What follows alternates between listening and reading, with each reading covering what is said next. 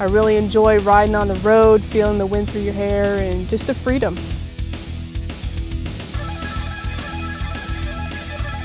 I always make sure that I'm alert, looking at all angles and degrees and what's in front of me or inside of me.